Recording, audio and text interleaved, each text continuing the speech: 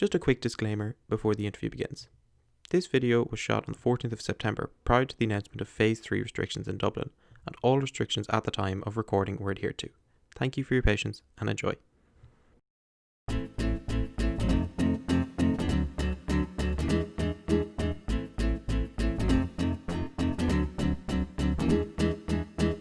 Hi everyone, and welcome back to 404. In this episode I had the opportunity to sit down with the current Labour Party TD and one of the many new faces at the Dáil, Duncan Smith. Would this be my first opportunity to interview a recently elected TD in a little over a year, I wanted to ask Duncan about what it was like running as a first-time candidate, the pressure of taking over from a long-standing and well-established senior politician in Brendan Ryan, and what his thoughts were on the country's new government. This episode's a long one, but it contains an amazing array of content, so sit back, relax, and enjoy.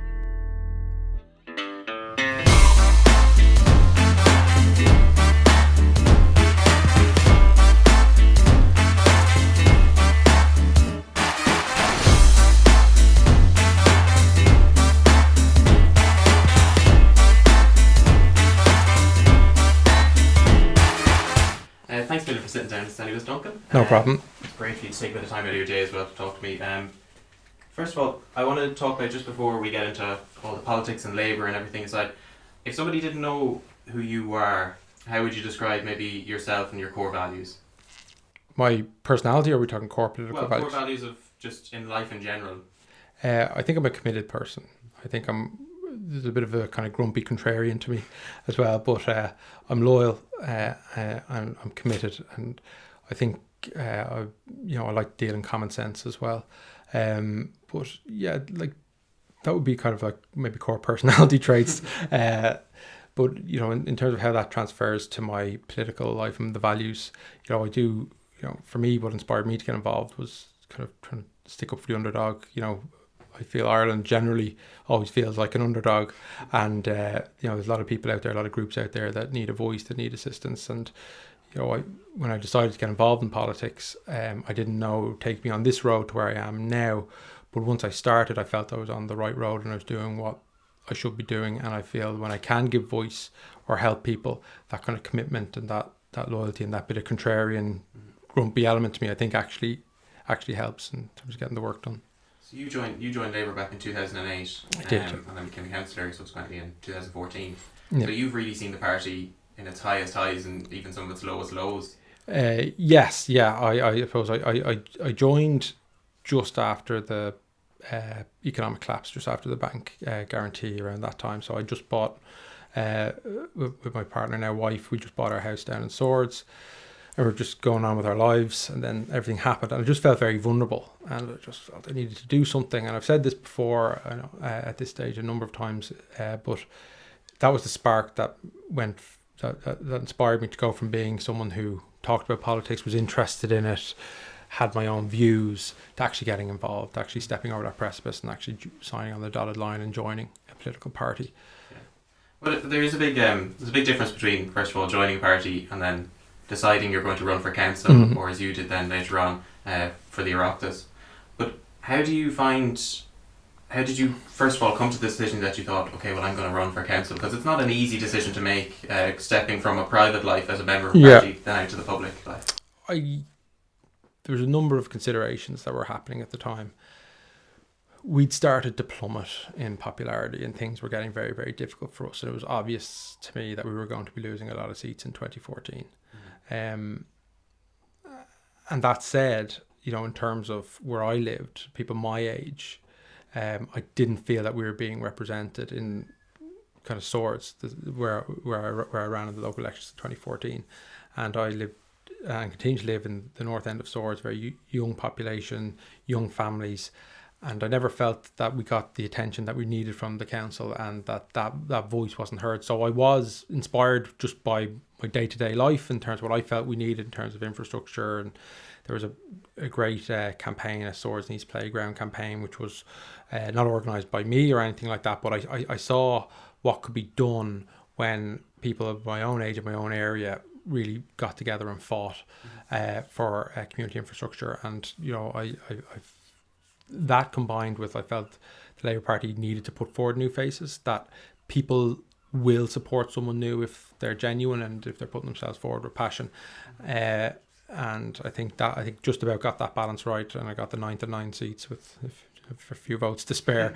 But it was that, like, I genuinely was becoming very concerned about the party, where the party was going, the future of the party, and if we didn't run young candidates or new candidates in that election and subsequent elections, then we would find it really hard to come back, because it was very obvious that 2014 was going to be bad, and the subsequent general election, whenever that was going to happen, ultimately did in 2016, was going to be very bad, and both proved to be true. Yeah.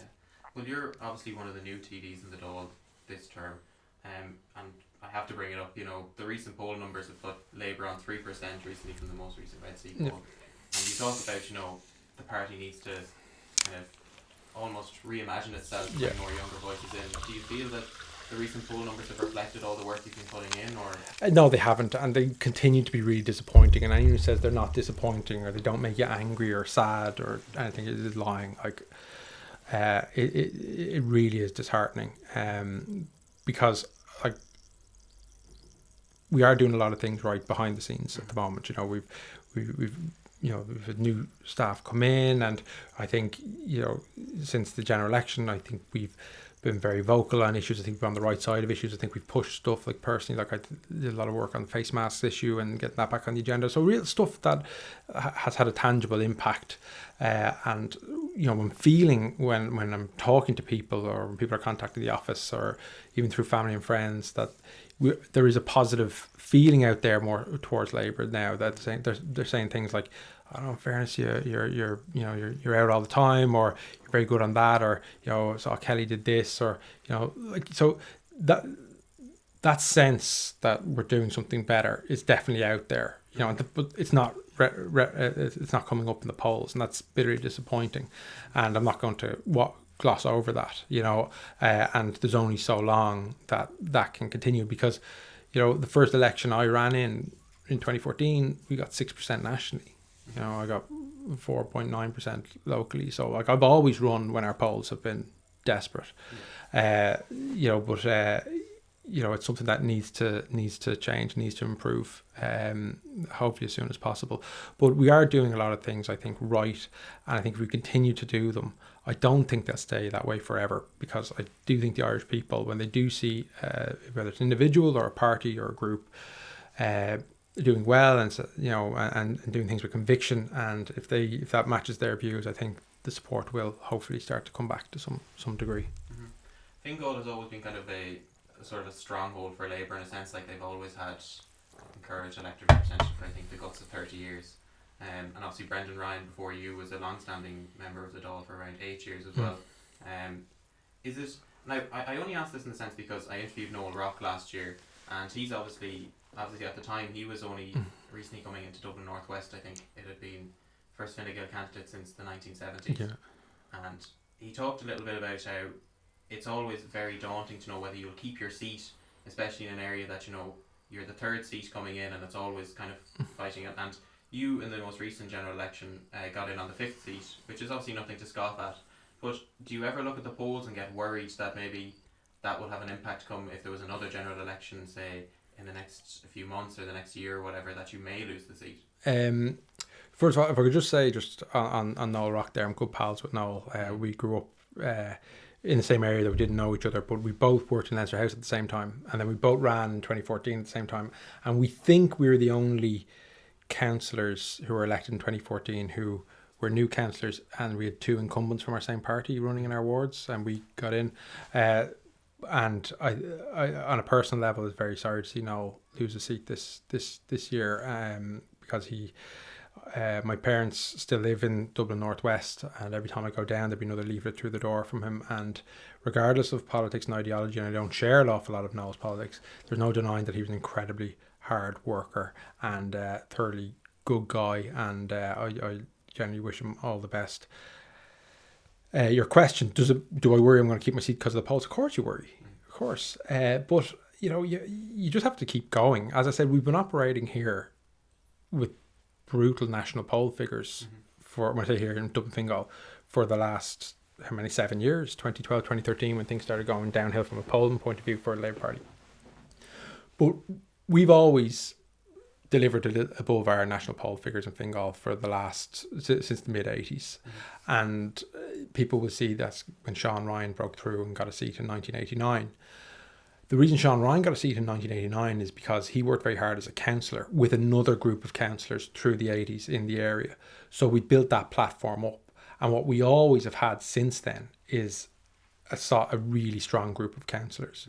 So we've Councillor Sean O'Ruddy here, who's new, and she's fantastic. We've Bree McDonough, who's just entered the second term in Portmarnock, who got the highest Labour vote in the country. Fantastic. Rob O'Donoghue, who topped the poll with votes out of Rush and Lusk. Absolutely fantastic. James Humphreys has taken over from me. He's absolutely hit the ground running. I'm forgetting someone. We've a local area rep, Karina Johnson, done a bait. Odhrán, who just hit the crossbar, didn't get elected last time, but will get elected next time. And we've always been on the ground. We've always had a strong local advice clinic system, which has been very important, because Dublin Fingal, it's not like a Dublin urban constituency. It's not fully rural either. It's like we've 8 distinct towns, there's 8 distinct communities, and then we have the villages and the rural communities as well. But we've always made sure that we had a presence in each of those towns, our TD, and I'm looking forward. My clinics will be starting in 2 weeks now. With COVID, there's been a delay in getting that going. So we put in place as much buttressing and bulwarking against the national poll figures as we can in Fingal, and that means meeting as many people as we can, doing our best for individuals who come to us with individual representations, and giving that kind of personalised local kind of political service, which I think we've done better and continue to do better than anyone else, and that's been really, really important. But yeah, like if I spent my life worrying about keeping my seat because of poll numbers, I wouldn't sleep a wink, So I just have to, every day, just have to get up and just keep doing the best I can do, and that's trying to be a strong presence in the Dáil, and also balancing that with working with the councillors with a strong organisation in Dublin Fingal. And if we do that, we're just giving ourselves the best chance, And if I do well on the Dáil, hopefully, and I do well in my areas of transport and climate action, and everything, then hopefully people might see that around the country and say, I like what that person's doing. I used to vote Labour. I might give them a chance next time, and maybe that's how the poll figures will go up. Look, we can just keep trying. Just to go back a little bit now to November 2019, where you contested the by-election in Fingal. Obviously, at the time, I think it was kind of common knowledge that possibly you were going to be taking over from Brendan Ryan from the next general election. Possibly the by-election was obviously looking to gain another seat, but was also a chance to get you out to see to see constituents from all over Fingal and try and get your face out there.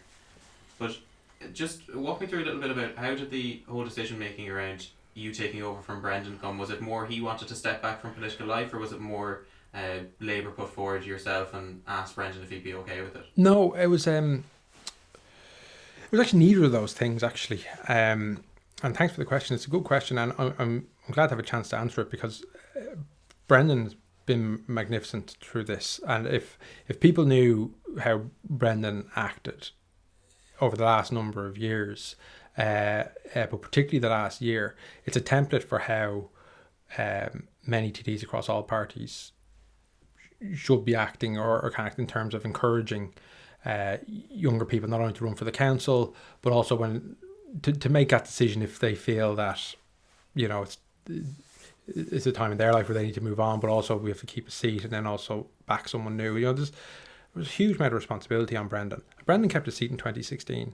He was the only non-Labour minister to actually hold the seat. So that was based on Brendan's work. And I worked in the office with him and Lisa, and then we had the councillors and our organisation here. That seat was kept through dogged hard work. So the expectation would be that if Brendan ran again, and he was a selected candidate, because we expected an election within a year of 2016, that Brendan would run again. Of course, we didn't have an election in 2017 or 2018. So the locals came along in 2019, and we had a really good locals up here. Again, we nearly got everyone over the line, but we had a good locals. Claire Daly got elected that day, so we knew there was a by-election on the horizon, or we believed there might be a by-election on the horizon. Again, we didn't know there'd be a general election first. So we cooled our heels over the summer, and as an organisation, all this was done as an organisation, and Brendan led. And within the councillor group, it became clear that I was the preferred candidate. And that was done by consensus, and I was happy to put myself forward after a long summer of thinking about it. And it's a lot to think about because, again, I wasn't predetermined or to necessarily go to be a TD. With the by-election presenting itself, I put forward as a candidate, and then, but we were very clear Brendan was still a selected candidate for the general election. But if the by-election went well, we'd have a decision to make. Now, we fought ourselves into contention in the by-election. It was clear early on that Joe O'Brien was going to win the by-election. There was no doubt about it. But we fought a really good campaign. And usually if a Green does really well in the by-election or something, that Labour will go down because we share a number of votes. But our vote held, I think, got 15% in that by-election, which was really good for a by-election, and we were really happy with it. And it was a very positive campaign, and we got great reaction at the doors, and we really came off the campaign buzzing after it. And look, if anything, we feel we're in good health in Dublin Fingal. We felt good. But we had a decision to make then, and Brendan ultimately had a decision to make. And he said to me, look, I'm going to think about this, to weigh everything up. But at the end of the day, I didn't win the by-election, So, and at that stage, it became clear an election was coming down the tracks pretty quickly after Christmas. We all expected one in early 2020. But true to its word, he came back the first week of January and he said, look, I've thought about it, I've spoken, and we think you should run. We think you can hold the seat. And that was it. And I was selected. And then he went hammer and tongs for me. Like, no one worked harder. He directed my campaign. He gave me great advice. He was up morning, noon and night. Didn't hold anything back. Rang everyone, knocked on every door, pulled in every favour of people he'd worked for over the years for support. And we, again, in an election which Sinn Féin, ran away with it, and the Greens got the green wave, and everyone had a wave except for us. We managed to hold the seat. And so it didn't feel like a victory. Like, there was so much pressure to hold the seat. I wasn't like, I may have been a new candidate, but this was something we had to hold. It wasn't going to be anything extra. So we pulled it out of the bag through a number of factors, not least the way Brendan approached that whole period from the locals right up to that general election. It was fantastic, and everyone was on the same page, everyone was working together, and that's something that doesn't always happen within a party. And I think we can be proud of ourselves internally as an organisation, and Brendan particularly, in terms of how those few months went.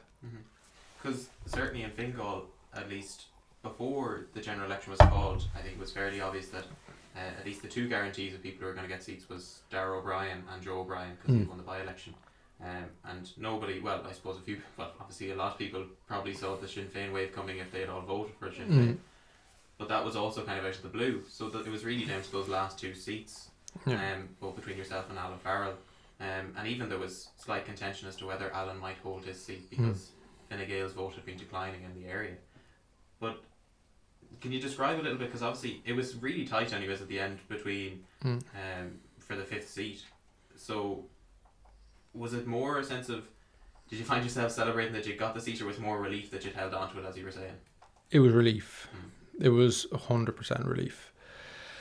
Because I said, being involved in this organisation and being I was constituency organiser, and then I worked in the office with Brendan Ryan. I directed Brendan's campaign in 2011, 2016, working closely with the councillors and the members. You've been through this journey together, and everyone has put so much into it. You're carrying their work and their expectations, their hopes with you as well. So it was, and the way the count went, and I went into the second day, it was relief.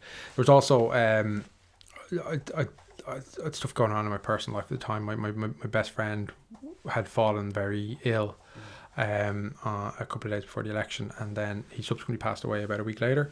But that, I wasn't in any celebratory mood. That was a real constant on my mind in the count centre and everything like that. So it just felt like utter relief that we'd held on, because we didn't benefit from the vote left transfer left pact. We were You know, we weren't allowed into that party.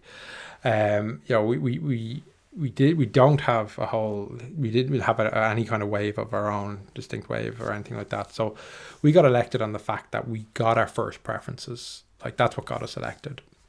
And then we got in between the second Fianna Fáil and second Fine Gael candidates, and we just picked up a few transfers along the way, and that's what got us over the line. But, you know, we didn't benefit from any massive transfers from anyone else on the left, which was a shame.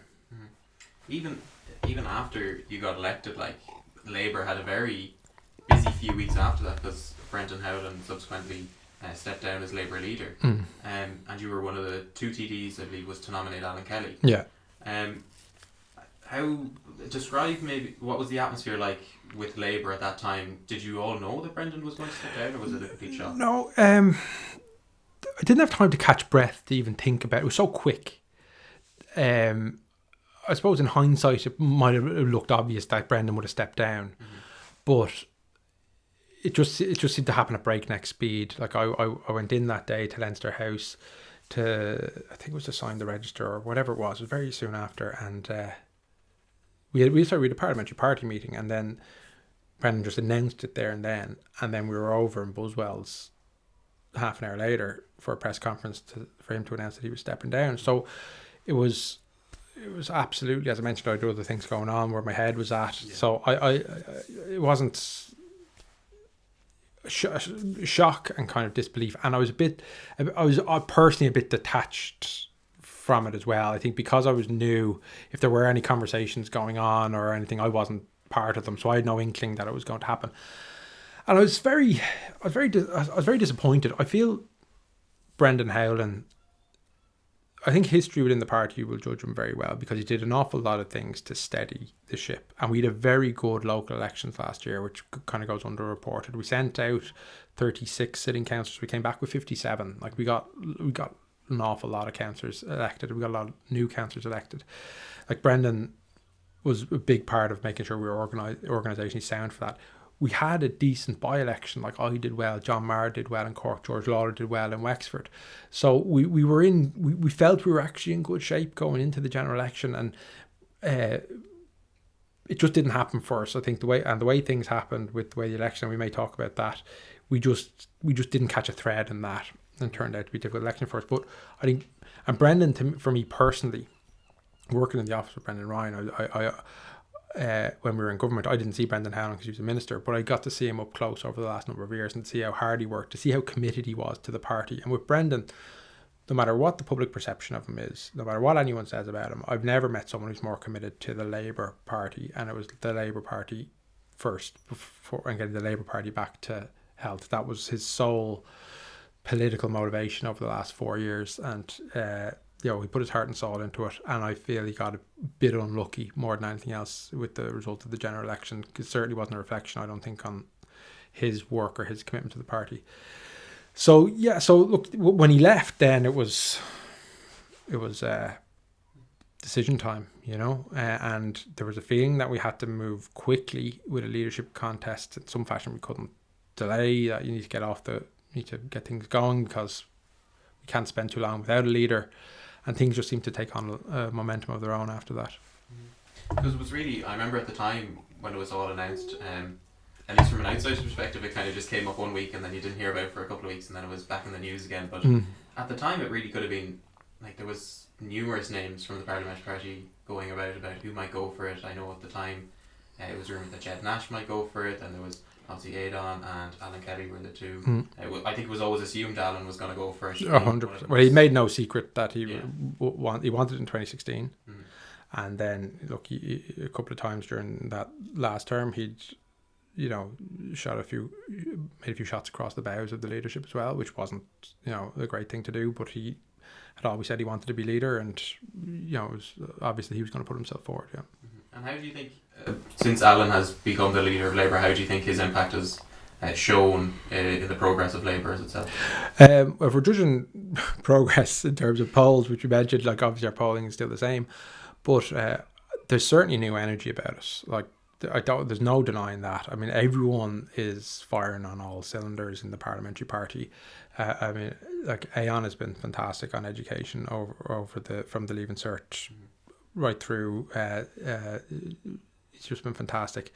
Jed, in terms of being a new finance spokesperson, is really starting to get into a stride on that. We have the budget coming up, and he has such authority, I think, from his industrial relations and employment affairs background and ministries and that. So I think I've done well as new person on COVID, and Brendan has really, I think, moved into that kind of father figure, senior parliamentarian role. You can see that in Leinster House as well when he speaks. People are listening. And on Brexit, I think he's so rock solid on that, and that's going to come more into the fray. And I have Sean Sherlock as well, just in terms of agriculture, the meat plant stuff, and all the rest. So there's an energy that is there that wasn't there in the last 4 years. There's no doubt about it. And I think Alan drives that, because Alan is 100 miles an hour, and he is just moving forward the whole time. And we do need that. We do need that kind of leadership. We do need to be moving forward, and we do need that energy. And I think it is impacting all of us in a positive way. Yeah. Speaking of the Labour Party as a whole, one of the sort of splinter cells that came off from it, as there have been many since its inception, but one of the splinter cells that came off it after its term in government with Fine Gael was the Social Democrats. Now, with them having equal seating to yourselves in the Dáil, I know Labour have talked in the past about possibly opening up a conversation with the Social Democrats. Where do you see that sort of going in the future? Do you think they're destined to stay apart, or do you think they'll come back together? I don't know what the future holds, but I've a good few friends in the Social Democrats, and we have an awful lot of similar policies.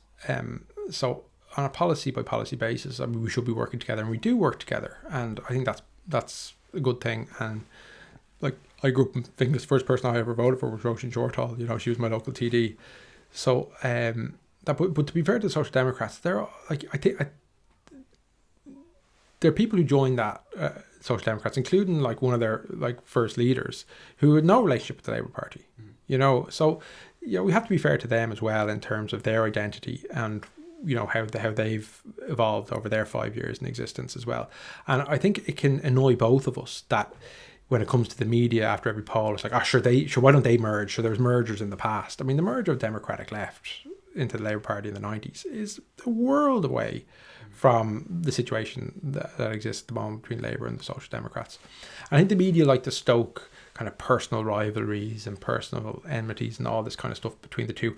As someone who's new to it, I don't have them. I don't want to have them. I didn't get into politics to row with people I agree with. I got in politics to stand and have the rows with people that I oppose politically, and do it stridently, but do it with respect and that. But I don't look at the Social Democrats as my enemy. I look at them as we're on the same path. Yeah, we're running under different banners and we're running under different flags. And if we're running in the same wards or the same elections, we're going to be fighting for the same votes, and that's just the way things are at the moment. But let's see how things go. Let's work together on some campaigns as they present themselves. And I think we both have common enemies, or not enemies. We got into politics to stand up against other types of politics, not to stand up against each other. And I think it only plays into the hands of the traditional parties, maybe Fianna Fáil and Fine Gael, but now it plays more into the hands of Sinn Féin now more than anyone. If Labour and Social Democrats are locked in a little internecine civil war, that helps nobody but those bigger parties. Mm-hmm. Yeah, just to also touch on briefly, I was reading while researching an old piece from the Fingal Independent, in which it was just before the government had been formed, and you were asked briefly on whether you think they'd work, and you thought maybe, and quote is, I believe they will. I believe there's a good chance the parties will work together well, but the proof will be in the pudding. We'll have to wait and see. So that's this current government. Yeah. So looking back on, where do you think now, with the proof kind of being there now, how do you think it's going? I don't think it's going well, but maybe not for the reasons I thought. Mm-hmm. I think the actions of some of the Fianna Fáil backbenchers have been absolutely disgraceful. Mm-hmm. They're playing both opposition and government at the same time, and they're being massively disloyal to their leader, Micheál Martin, and they just look totally lacking in match fitness. They look totally ill prepared for government. They for a party that should have been rebuilding over the last 10 years, they look tired, they look divided, and they look lacking in ideas. And I think that's been a surprise to me. I thought Fianna Fáil would be the ones that would come with the energy and with, would lead in this, and that Fine Gael would be the ones that would maybe be a bit tired or take the step back. But it seems to have been the opposite. And like the Greens, in fairness, I know what it's like to be in a party that is a minority party in government with the two of the traditional big parties, in my case Fine Gael. Automatically, before you even do anything, there's people who just think you've sold out and you're like the worst in the world. And that's not the case. And I think the Greens have a particular mandate to deliver on a particular agenda, and that will only be done through like national budgets and plans and legislation. And the government's 11 weeks old. They need a chance to do that. So I know they've had one TD or two TDs now who voted against the whip and have had some sanctions on that. We may put that down to some teething problems or settling cracks or whatever, but we'll see how they go. But I think it's the division within Fianna Fáil and how Fianna Fáil have acted that I think has been the big surprise for me, and I think that's the biggest concern, if that's the word, for anyone who wants this government to succeed, is how united Fianna Fáil are going to be. Do you think, just while we're talking about the current government, that obviously nobody could have seen COVID-19 coming, and the government initially started out with Fine Gael leading the country through it, and then obviously now Micheál Martin is the Taoiseach. Do you think there's still a bit of a, almost, how would you put it, a dual leadership sense to it? You know, you always see the Odhrán making similar statements on topics that really should be in Micheál Martin's portfolio as Taoiseach. Do you think that's a something that could harm the party in the future? Which party? Well, both of them in general. Yeah. But do you think it's a bad message for the country as well? I think it's not a good look, and I think it certainly harms Fianna Fáil, and it harms Fianna Fáil because Fine Gael are the ones who are flying high in the polls. And Leo Varadkar and Simon Harris came out of that period, that COVID period, post general election and pre-new government. They came out of it very well. Personally, people felt they led the country well and they communicated clearly. So I think Leo's being a bit cheeky in terms of how he's going at the moment, and it is kind of undermining Micheál Martin's authority as Taoiseach. That said, I think if the Labour Party did more of that when they're in government with Fine Gael, we might have been in a better position, because it is very clear that there's two identities between the two. And I think that was one of the problems we had when we were in government, was that you couldn't see a clear Labour identity. Now we had one, but you had to dig deep into policy and you had to do analysis and you had to produce graphs and everything to show it, whereas it's very clear for the man and woman on the street that Leo Varadkar's the leader of Fine Gael and he's saying this, and Micheál Martin's the Taoiseach leader of Fianna Fáil and he's saying that, and that they are two different. So I'd say it's calculated on Leo and Fine Gael's front. But that said, we are in a space with a pandemic whereby people are looking for clear, singular leadership, and they're not getting that at the moment. And I think there's enough time for Leo to do that if he wants. But at the moment, until we get this Living with COVID plan published, and more importantly, understood by the people, then I think this government needs to kind of mature a little and just provide some real leadership and leave the kind of internal rivalries and that kind of nonsense aside. Your position in Labour at the moment is you're the party whip and the spokesperson on climate action, communication networks and transport. If you were to look, maybe say, if this government lasts the full amount of time, where do you want to see that portfolio yourself, or even outside of that, at the end of it, from your perspective? In terms of the country, or where the what would you like to get out of it in your time with that portfolio? Well, I'd like key to me why I really wanted that portfolio was in terms of transport is obviously I'd like to see Metrolink delivered, and I want to see greater capacity on the rail line. Now that's in train. Sorry, I mean that. I suppose that's happening at the moment, but it's going to take a while for the carriages to arrive. But one of my key themes of the by-election was this quality of life piece, in terms of we're spending a lot of time traveling into work. we're heading towards, city centres for work or industrial estates, and we're not able to work in our communities enough. I'm not talking about working from home, because that's been forced upon us, and that has some real challenges. But actually having spaces, be it in Skerries or Swords or Balbriggan, where you can have shared workspaces. We're actually going to an office, and it may be an office for a multinational, but it's not in the city centre. So and this would be something it's done in continental Europe, whereby with local authorities and the IDA, that these workspaces are created, and people are able to just walk to work, and they're reducing their carbon footprint, they're improving their quality of life, and they are getting out of the house and going to work, and they have that sense. So I'd like to from opposition be a voice for that agenda of reducing our need to actually use transport and improve what's available to us locally in terms of work supports. I also think that I want to improve and be a voice for people with disabilities in terms of transport as well. Like, I think, obviously we need cycling, we need, cleaner forms of transport, but we also need to do the basics, like improve our paths, so people who are wheelchair users are able to go from their house to their shop, which may be 5 minutes away, but they actually can't cross the road because that's not in place. We don't have disability officers in our local authorities advocating for them through development plans or operational budgets or anything like that. And this is something where I see I can actually be a voice, because I'm not in government. I don't have my I'm not in charge of the purse strings, or I won't be directing government policy.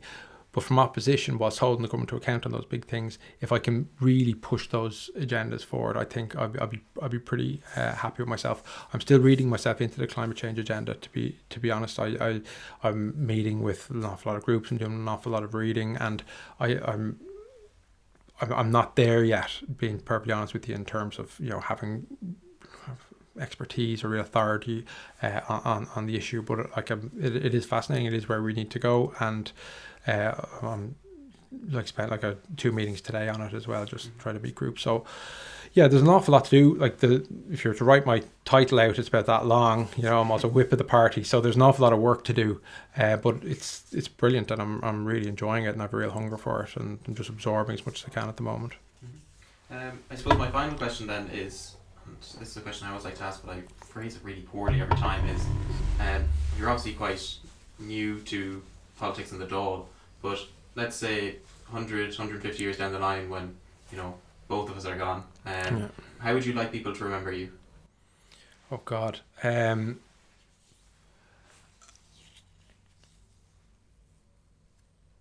don't know. It's interesting. That's a really interesting question. I was driving on. I don't have an answer. I'm just going to talk for a minute, right? But there's a new road, an orbital road around Donabate. And I was driving there with my wife the other day, and I noticed it had the stone that this road was opened on by Mayor Owen O'Brien. And my wife said, "Oh, you were never mayor. You never had your name written on that. Would you like that?" Because obviously I've never been mayor, and a split second I was like, "Oh God, yeah, it'd be deadly to have something." And then I was like, "Nah, I'm not really bothered by that. I'm not really, I don't need my name etched in stone or anything like that to say I was here, or I did that, but whether it'll happen in 100 or 150 years, what I have enjoyed and what is very rewarding is when a family or an individual you've helped comes up to you a few months or a couple of years later or whenever, and just kind of says thanks, and I've had that happen a few times, where you've really made a tangible difference in people's lives, and that is the most rewarding thing. That just inspire you for weeks to come. Just one person coming up and saying thanks, or that you really helped, and that's great. One thank you card through the letterbox, it's just fantastic. But in 100, 150 years time, I don't know. There could be an election, next February, and I could lose my seat, and I could be like a table quiz question in 20 years. Who's the shortest TD in Fingal history? You just, I just don't know. I mean, if the Labour Party comes back to a position of health and sustains itself again on healthy numbers, and if I can if I've played a part in that, I'll be happy with that, because that won't just be bringing the Labour Party back for the Labour Party's sake. The people, if the people will only vote for a party if the party's actually saying something. So that will mean I'll have done something with the Labour Party that will have resonated with people, and people will believe again and will come back and will say, yeah, we do need a strong democratic socialist or social democratic party, whatever way you want to describe us, but we do need a Labour Party. And Duncan Smith was a good part of that team at the time, and he helped get them back. You know, I from a Labour Party point of view, I'd like that, because I think that would, I suppose, reflect maybe a broader influence on politics in Ireland, in that, you know, people felt, look, they were really low, they'd really hit rock bottom, but they came back, and, you know, he was a part of it. I think that'd be nice. But I don't need my name on a rock beside a road.